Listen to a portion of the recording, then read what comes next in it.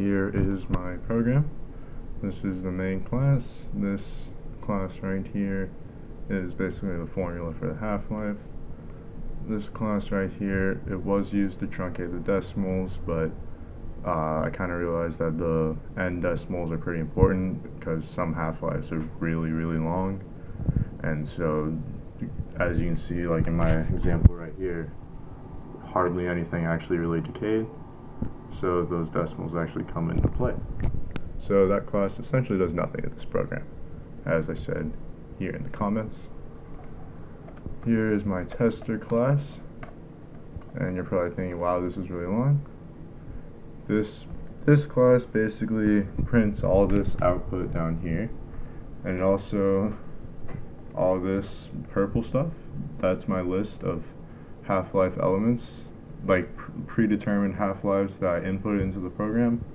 All the half-lives are based in days. So here you can see the list of elements I already have entered: technetium, promethium, polonium, astatine, radon, francium. I'm not going to read them all. You can see them all here. I mean, yeah, you have uranium right there, americium, berkelium, einsteinium, that one's fun. All these elements, and all of those elements already have their half-life inputted into the system.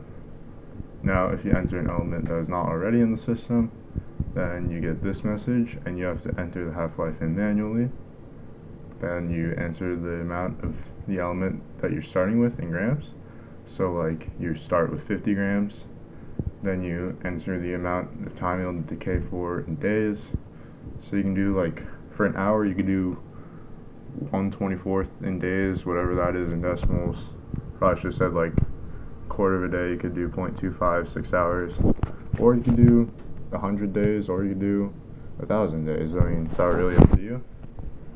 This bottom line, bottom three lines right here, they kind of output how much. They take what you entered and say, okay, after this many days, this much element will remain, this much has decayed, and now I will run it. Okay, so this program will calculate the amount of radioactive decay that occurs over an inputted amount of time. Please enter the name of your element. Let's do radium. Okay, so it already knows the half-life of radium. Since the half-life is pretty long, let's do a good starting amount, like 434,009. Alright, start with that many in grams. How long is it going to decay for? Let's say it decays for 2 years, so that is 730 days.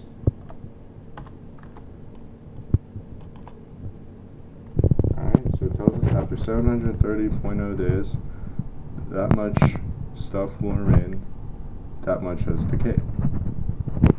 And I'll show you what it's like if we enter an element that's not in the system. Alright, so let's say you want to enter one that's not in the system, like maybe for whatever reason gold is radioactively decaying. Now, this doesn't know the half-life of gold, but we'll just call it 14.34 days.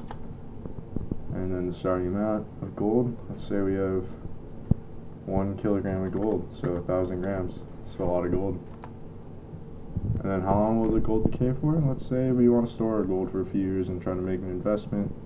So let's say 5 years, so 5 times 365 is 5, 32, 25, 15, 18, 25, I think. I could be wrong. Alright, so after 5 years, you'll have very little gold left, and it'll pretty much all decay. And it says 1,000 grams of decay, but it says obviously we have a little bit left. So this can only do so many decimal places. Which is why here we have like 10 to the negative 36. We have essentially 0 gold, which is why here it says it's all gone. Alright, and that's the half-life program. If you want me to show it to you in person, I can show you next year. Thanks, Mr. Prater.